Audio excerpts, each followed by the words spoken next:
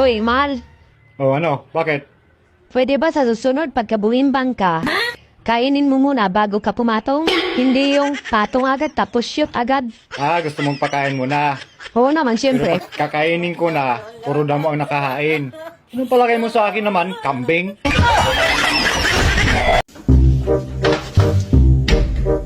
Ay, ano ba yan?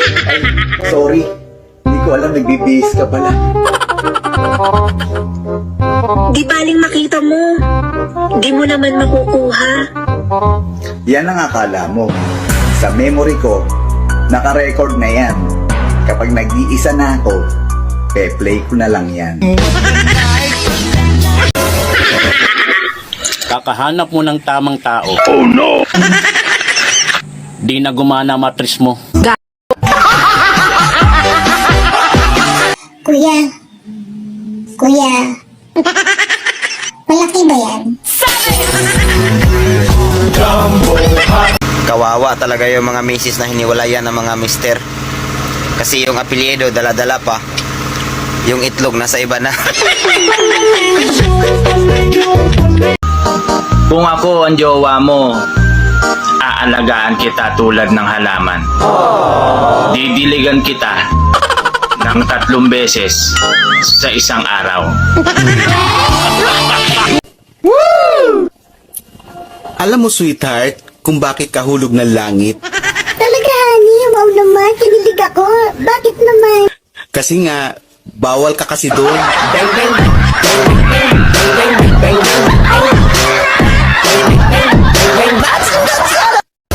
Oh, bakit di mo pa kinakain yung pagkain mo? Wala kasi akong gana eh. Kumain ka kahit 2 kutsara lang. Di ko nga malunok yung pansit. Kutsara pa kaya? Bakit ka nagme-makeup? Wala naman tayong pupuntahan. Ngayon, magja-Jollibee tayo. Jollibee kasi picturean kita. Kung si Moira nagpaubaya, pues hindi ako si Moira. Lord, pahingi po jowa please, yung mabait, maunawain, loyal, honest, at God-fearing. Bali 5 po lahat, Lord. Ang dami ah. Thank you, Lord. Please, please, please. Matulog ka na lang, wala nang ganyan ngayon. Pa?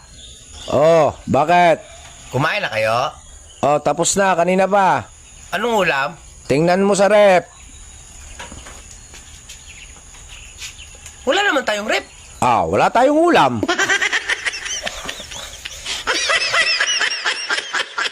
Ano ang pagkakaiba ng isang magnanakaw at ng isang politiko? Ang magnanakaw po, sir, magnakaw muna bago tumakbo. Ang politiko po, tatakbo muna bago magnakaw.